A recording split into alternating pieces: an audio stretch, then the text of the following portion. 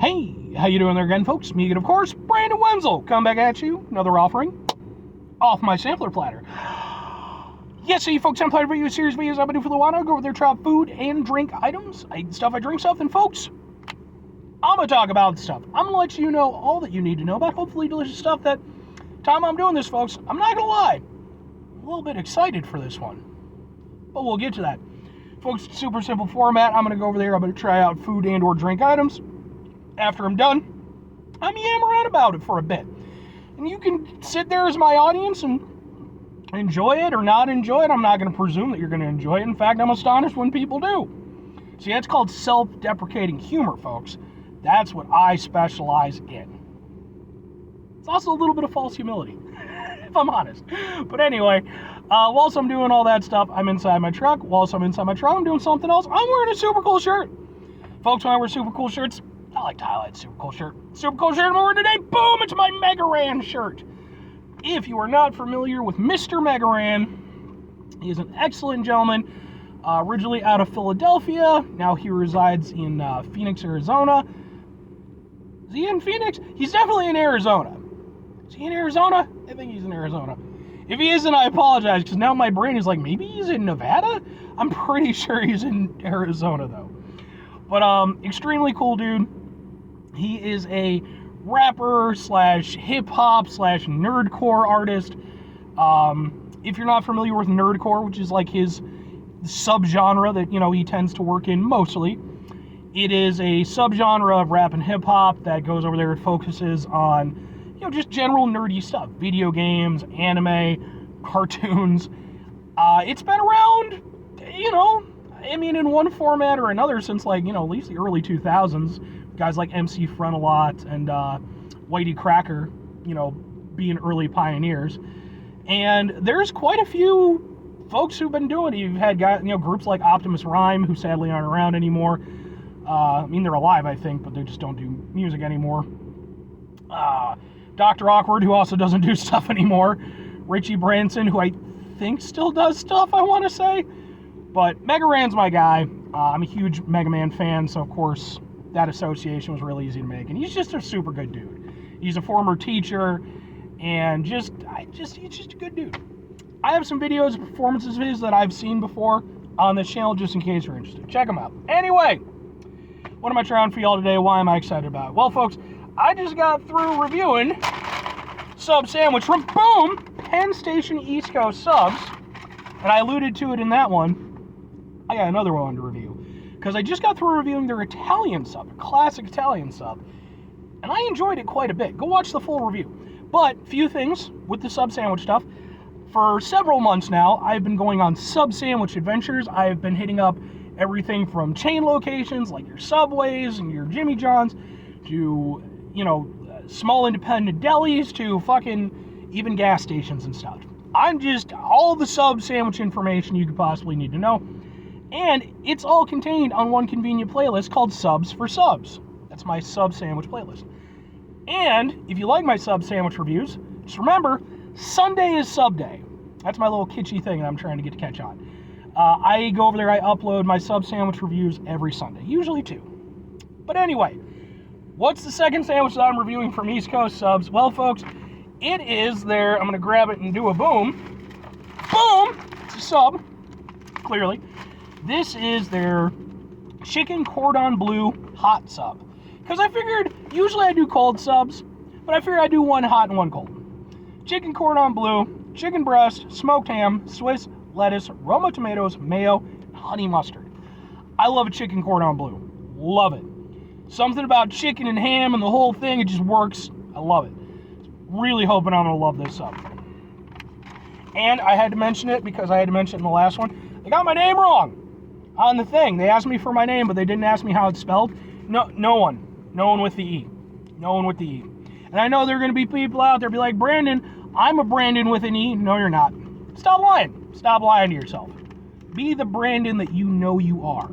Put that O in front of the end at the end. Anyway, sub sandwich time.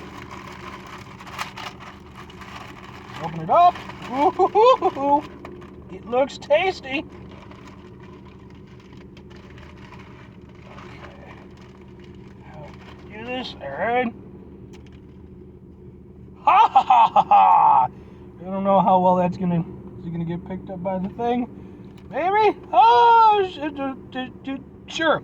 And I got it on multigrain bread because they're like, white bread or multigrain? I'm like, well, multigrain. Clearly. Gotta get that flavor, yo. Anyway, let's try it out. Hopefully it'll be delicious. Extra chicken. Chicken tastes good. Tastes like proper chicken, not like just bullshit chicken that they had sitting out for a while. Let's give this a go. It's not even like peak lunch hours or anything. I'm doing this at like 4:30.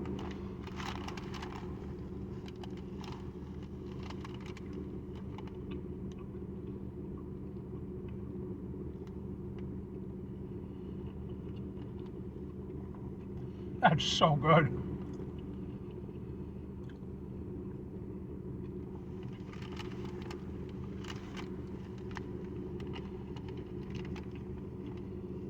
Oh man, the honey mustard makes it.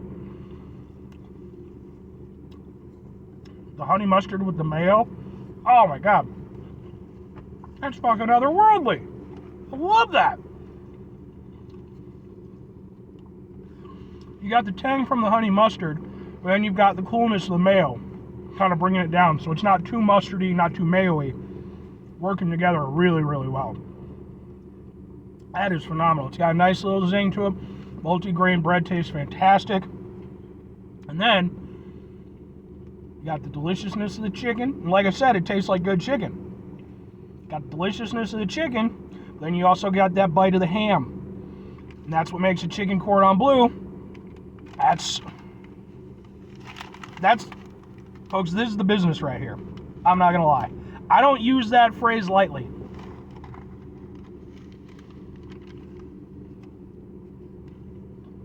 This is really good.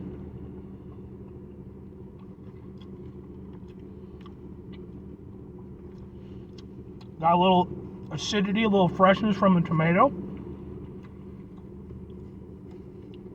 And the cool thing about it is, it's a warm sub, which typically warm subs tend to be a bit more decadent, in my experience, you know, than like their colder counterparts. This one, still a little bit decadent, to be sure, but it doesn't feel like overly heavy or anything like that. It's still just exceptionally good. Still definitely feel a little bit sinful eating it, but like they use like just the right amount of ingredients.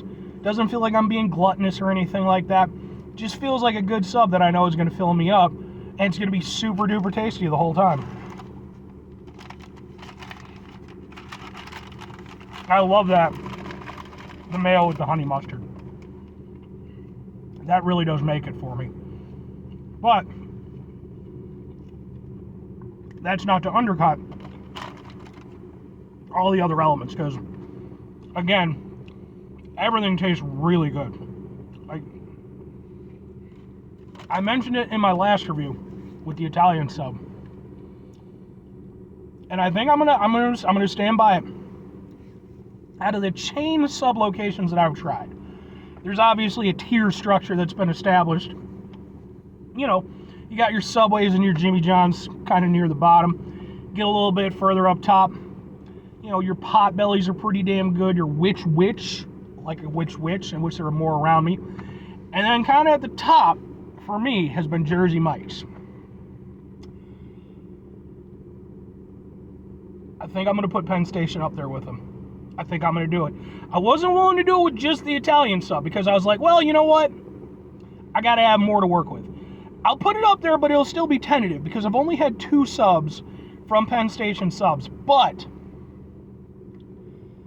these have both been exceptional sub sandwiches. Now, are they the best sub sandwiches I've ever had? No. You know, I've hit up some incredibly fantastic, like, local delis that are just, they're just the best. They're just too damn good at what they do. But for a chain location, this makes me sad that there aren't more of these around me. Because the one that's out here, it's, you know, I kind of go by this area every now and again, but it's not close. You know, it's not a place I'm going to stop at all the time. But it should be. Like, I really, let's kill off a couple Jimmy Johns, couple Subways. Let's fucking replace them with some Witches and some fucking Penn Station, man. Let's put the quality back. We don't need that many Subways and Jimmy Johns. We just don't. Sorry, and it's like, I don't hate, Subway or Jimmy John's. They're not bad or anything, but like, come on, they're the fucking lower end of things. This is really good. Two questions have to be asked. Would I get it again? Would I recommend it? Yes, and fuck yes. This perfectly hits for me. I love everything about this. It's evocative of the chicken Cordon Bleu. Maybe not as much as I would like if I'm being a little bit critical. It could be more chicken Cordon Bleu-ish.